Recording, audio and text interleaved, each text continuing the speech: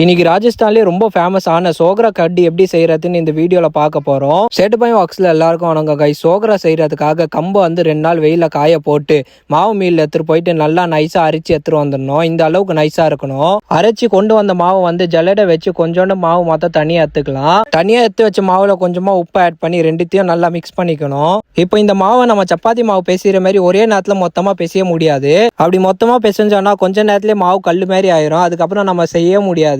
அதனால அம்மா என்ன பண்றாங்கன்னா ஒரு பெரிய உருண்டை செய்யற அளவுக்கு கொஞ்சமா மாவு எடுத்துட்டு அதில் கொஞ்சம் கொஞ்சமா தண்ணி ஊத்தி நல்லா பிசைஞ்சிக்கிறாங்க.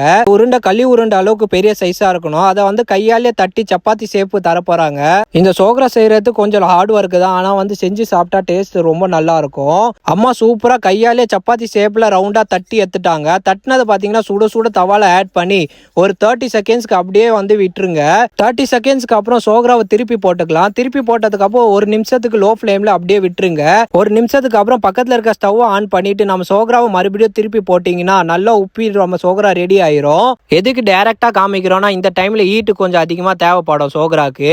ஊர்லனா அடுப்புல செய்யறதுனால அடுப்பு கறியில டைரக்டா போட்டுருவாங்க. இங்க அடுப்பு கறி இல்லாதனால நம்ம ஸ்டவ்ல டைரக்டா போட்டு செய்யறோம். சுட சுட சோக்ரா மேல வெள்ளத்தை போட்டு வீட்லயே ரெடி பண்ண கீயை ஊத்தி அம்மா பெசிவாங்க பாருங்க. அப்பயே எடுத்து சாப்பிடலாம் தோணும். ஆனா இன்னும் ஃபைனல் டச் பாக்கி இருக்கு. அது என்னன்னு கேட்டீங்கன்னா இந்த சோக்ரா கூட வந்து தொட்டுக்க சைடிஷா ராஜஸ்தான் ஃபேமஸ் ஆன கட்டியோட தொட்டு சாப்பிட்டீங்கன்னா டேஸ்ட் அல்டிமேட்டா இருக்கும். இந்த சோக்ரா கட்டி வந்து ஆக்சுவலி வின்டர் டைம்ல தான் சாப்பிடுவாங்க. ஆனா எதுக்கு இப்போ செஞ்சாங்கன்னா வைஃப் வந்து சாப்பிடணும்னு சொன்னாங்க அம்மா கிட்ட, அதான் செஞ்சு கொடுத்தாங்க.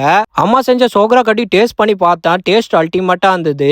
அம்மா செஞ்ச இந்த சோக்ரா கட்டிக்காக கமெண்ட்ல ஆர்ட் போட்டுட்டு அடுத்து என்ன ரெசிபி போடலாம் சொல்லிட்டு போங்க. இன்னைக்கு vlog அவ்வளவுதான் guys. vlog உங்களுக்கு பிடிச்சிருந்தா லைக் பண்ணுங்க, ஷேர் பண்ணுங்க. Bye bye.